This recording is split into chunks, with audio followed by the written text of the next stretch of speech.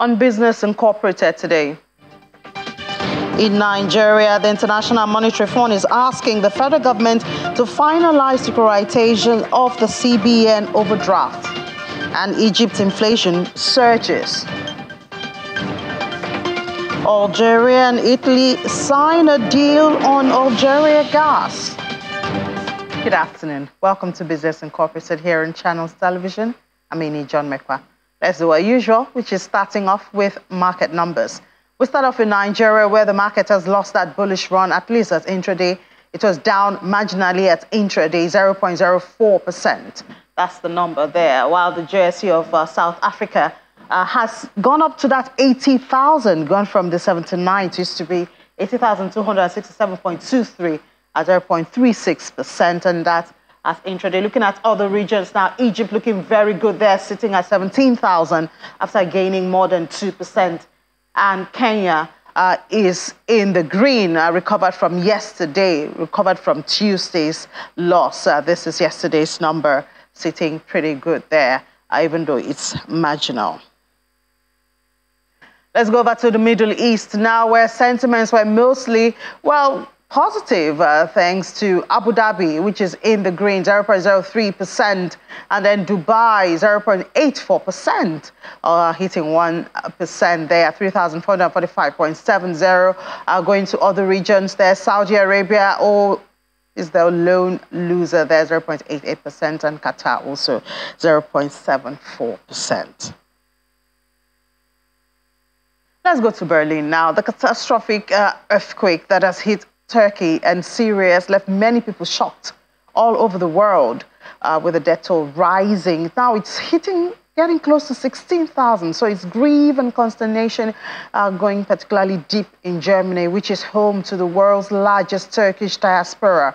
It concerns them and the business community there. That's why we have Chris Kober joining us now from Berlin to tell us reactions there and how deep this grief has gone. Hi, Chris. Good afternoon. Paint a picture for us how Germans are reacting to this very catastrophic event. People inside and outside the Turkish community here in Germany are still shocked about what happened. Of course, whenever disaster strikes, aid groups here in the country are asking the public to consider the fate of those affected and donate either goods or money. But this time, the outpour of grief is particularly large. For one, because the death toll of more than 15,000 itself is horrendous. And secondly, because the Turkish diaspora in Germany is the biggest in the world. Between 4 to 7 million people with Turkish roots are living in Germany, and ever since Germany, after the World War II, asked people from Turkey to come to Germany to support rebuilding efforts, there have been special ties between the two countries, albeit not necessarily politically, but surely between families of Turkish origin and their relatives back home. So this disaster has rocked the Turkish community, which is particularly large here in Berlin. People have been rushing to donate everything from blankets, tents, clothes, food, batteries, technical equipment, to money. Islamic groups have been playing an important role in coordinating these efforts, as they often act as a community center for people with Turkish roots. There's never been such a wave of solidarity, sympathy, and encouragement, one local politician here in Berlin said. There's 3 large halls full of donations waiting to be picked up and flown out here to Turkey and Syria in the German capital alone. Sad, Chris, really, really sad. We've had some Nigerians there, but we hear some companies putting things together for them.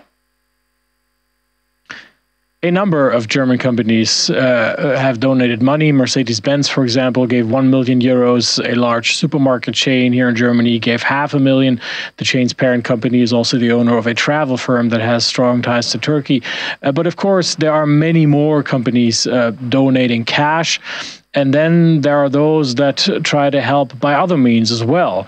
Germany's biggest telecommunications firm, for example, Deutsche Telekom, announced that it had made all calls and text messages from Germany to Turkey and Syria free of charge. until the mid of the month. That's on top of the 1 million euros the company donated to a German alliance of 23 aid groups.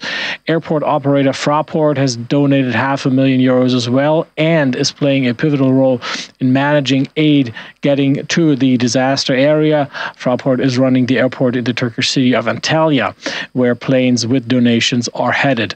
And Antalya will also be the destination of the first Lufthansa cargo flight bringing aid to the region.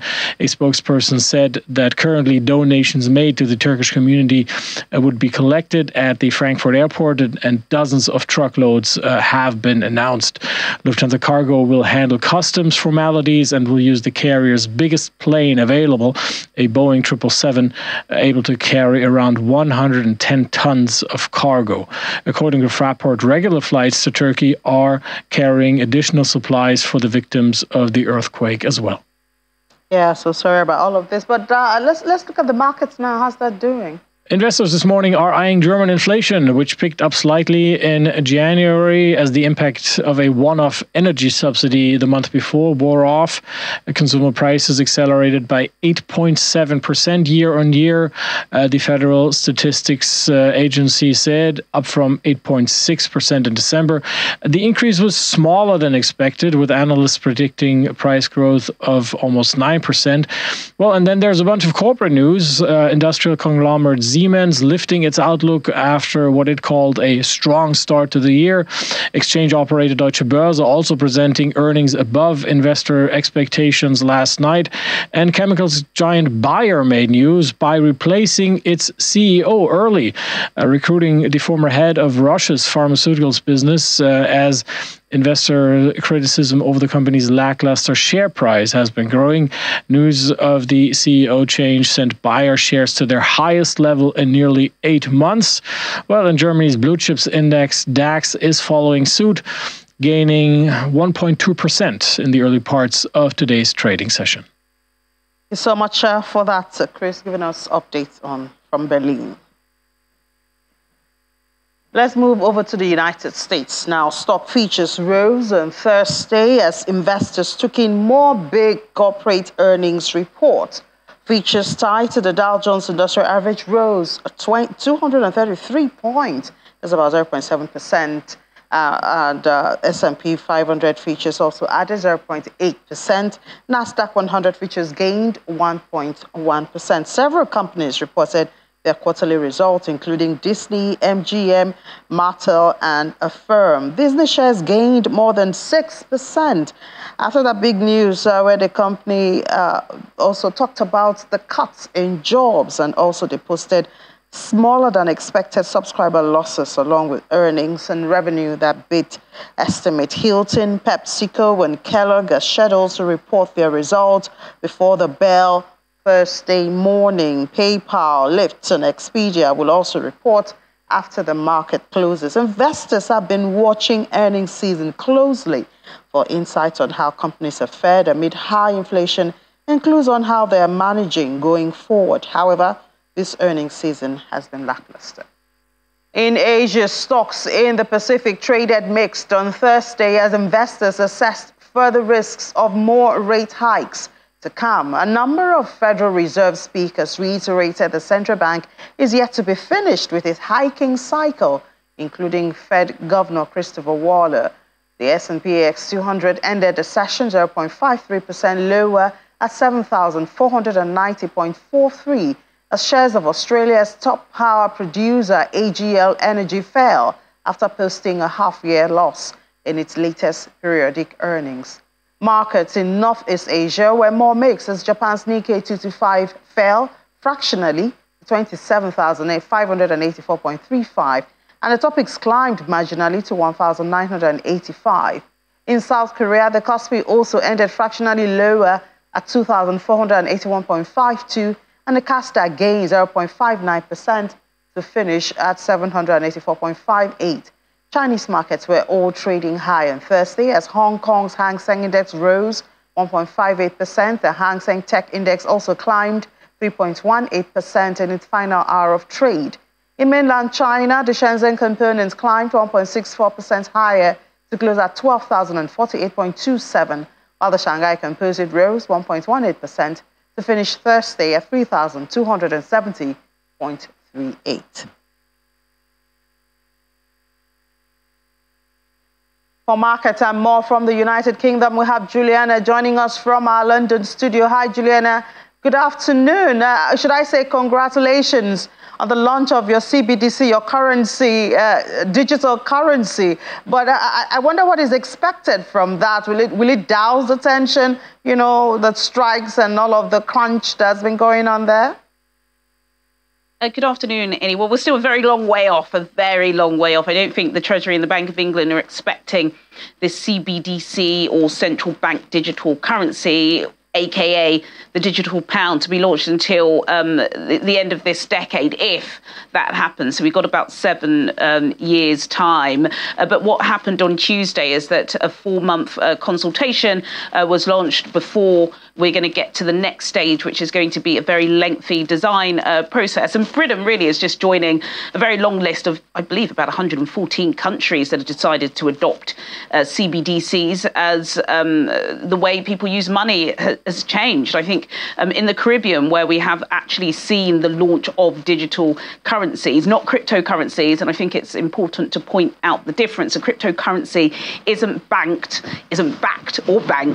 by a central bank and is privately regulated, if it does have any regulation, whereas a CBDC is regulated by the central bank and will be issued by a central bank. So in the Caribbean, where it has kicked off quite successfully, it really is to usher in more financial inclusion and to stop money laundering. And that's exactly what the Bank of England have announced. For those wondering, is it going to be worth the same as a pound? Yes, it is going to be worth exactly the same as a pound, which is why some economists are asking, are people actually going to use it? Because, of course, at the moment, if you're not using cash, and most people stopped using cash during the pandemic, you use your current account, so you tap, you use your Apple Watch, you can tap with that. And basically, this digital pound is going to be able to offer the same thing. So, as I said, we had the launch of the consultation phase mentioned on Tuesday. That is going to last 4 months, and then we're going to have several years of design. And if we're lucky, this time in 2030, Innie, we'll be talking about it, and perhaps I'll be able to show you one on an invisible screen. Well, Juliana, who knows? I have to warn you ahead, Juliana. The issue of adoption is a big deal with CBDCs because Nigeria has launched it more than 1 year, and adoption is not, let's not take it for granted and think people will just accept it and start using it. Exactly. We have the e-naira, and a lot of people have it on their phones. They have the apps, but using it is just it's just another question. But let's see how the markets are looking at intraday, Juliana. Pretty good, actually. Talking of the Bank of England, we actually have Andrew Bailey, the Bank of England governor, as well as other deputy governors sitting in front of a group of cross-party parliamentarians at the Treasury Select Committee talking about the UK economy. And there have been some statements he's made that has cheered investors, basically saying that he does believe that the inflation peak is over and that there could be significant economic issues happening over the next couple of months that will bring it down dramatically. There is more to come from that statement. He is actually speaking live, but that does appear to have cheered investors at intraday. So the all share is up. It's up by 0.62%. The FTSE 100, that's up too by 0.69%. And the FTSE 250, the domestic market, Innie, is up marginally by 0.07%. In the currencies market, the British pound is currently trading up against the US dollar too by more than 0.5%. It's also trading up against the euro slightly by 0.01%, and the British pound at intraday is trading up against the Japanese yen by 0.19%. Innie.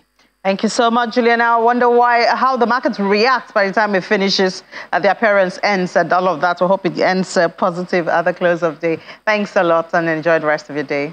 Thank you very much. Thank you. All right, let's take a break now. When we come back, we'll head to the commodity space and have more stories from the African continent. Welcome back to Watching Business Incorporated here on Channels Television. Let's talk maize. We've seen that consumption of maize has doubled over the past decade, rising by an average of over 3% annually. Maize consumption has substantially increased, particularly in developing countries, Asia, Africa, and Latin America. Annual global consumption in 2022 was estimated at 1.16 billion metric tons, of which about 60% was used in livestock feed, 30% for industrial processing, and the rest for direct human food use. What's driving this increase? Do we have more people, new uses, more industries? Well, we have Adeye Adigbusi joining us now from Victoria Island to tell us that. Hi, Adeye. Good to have you a second time this week. Good afternoon. Thank you for having me. Yeah, so what's driving this increase in demand? Have we discovered more uses for maize, or did we just lose out some data on our way? Firstly, let's look at why has the price increased. Last year, the price increased because of the Russia-Ukraine conflict. So as both countries are large producers of maize globally, and also due to rising population. That is one of the main reasons why demand has increased for the commodity. And demand is also expected to remain elevated throughout 2023. Then, as you said, maize is used as livestock feed for industrial purposes and for human consumption. And in terms of livestock feed, now you've seen that the demand for livestock produce like milk and eggs have increased, which is leading to which will lead to an increase in demand for maize. And this is expected to, and this also depends on the pasturity and the desired weight of the livestock. And as population increases, demand for livestock and its produce will increase, which will have an upward pressure on maize and its price. And also looking at the industrial side of it, ethanol, which can be produced by crude oil. And as we've seen, crude oil prices soared to multi-year highs 2022 due to the war and production cuts, then which has led to the use of substitutes like sugar and maize.